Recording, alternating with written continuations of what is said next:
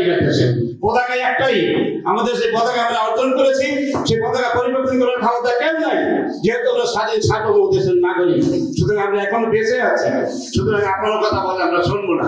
এটা স্বাধীনতা একবার হয়েছে, আমরা সেটাকে আমরা সংস্কার করছি, আমাদেরকে শ্রদ্ধা করি, তাদেরকে আমরা বিভিন্ন সাংবাদিকদের বলেছি যে আমরা যারা চেয়েছিলাম সেটা আমরা পারি না বিভিন্ন রাজনৈতিক দলের কারণে।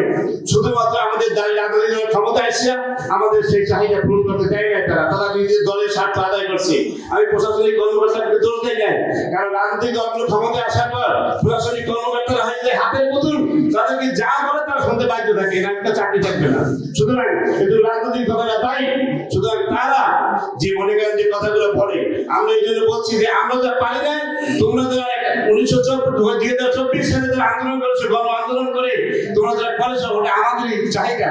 সুতরাং তোমরা আমাদের বয়স, আমরা যা পারি না তোমরা তা করছো, বাবাই না পারলে ছেলে করে, ছেলে না পারলে নাতি করে, তোমরা তা করেছো। এই জন্য তোমাদেরকে আমরা শ্রদ্ধা করি, সম্মান করি, স্নেহ করি। তোমরা যদি আমাদেরকে দাদু হিসেবে, বাবা হিসেবে শ্রদ্ধা করো, আমরা তোমাদেরকে চুম্বন করবো, কপালে চুম্বন করবো। কিন্তু তোমরা এই জন্য বলতে পারবো না যেটা দ্বিতীয় স্বাধীনতা। স্বাধীনতা দেশে একবারই হয়, দুইবার দেশ স্বাধীন হয় না। সুতরাং এই কথাটা উল্টো করতে হবে, এই কথাটাকে বলে আমি মানব না সেটা।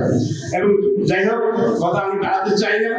আমরা তো মুক্তিযোদ্ধারা, এখন আমাদের প্রশাসনিক আমাদের অভিভাবক হলো আমাদের জেলার ডিসি মহোদয়, আমাদের প্রধান অভিভাবক, এবং উপজেলা হলে আমাদের নির্বাহী কর্মকর্তা, উনি আমাদের অভিভাবক।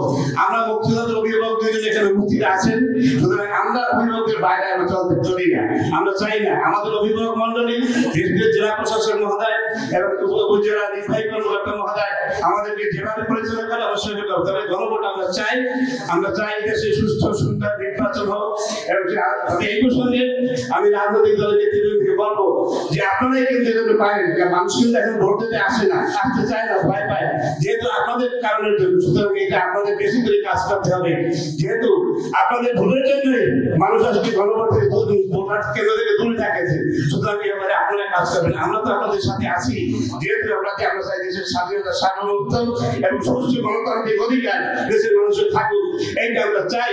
তবে এখানে মুখ্য ভূমিকা পালন করতে হবে রাজনৈতিক দলের নেতৃবৃন্দকে। আজকের দেশে এত বছর পর আমাদের কোনো রাজনৈতিক প্রতি কোনো বিরোধী নাই, আমরা সরাসরি কোনো রাজনীতি করি না। আমরা চাই একটা জিনিস, সেটা হলো দেশের স্বাধীনতা, সার্বভৌমত্ব যেন অক্ষুণ্ণ থাকে, এবং দেশের মানুষের যে কারণে যুদ্ধ করা হয়েছে, দেশ স্বাধীন করা গেছে, সে অধিকার যেন চিরস্থায়ী থাকে।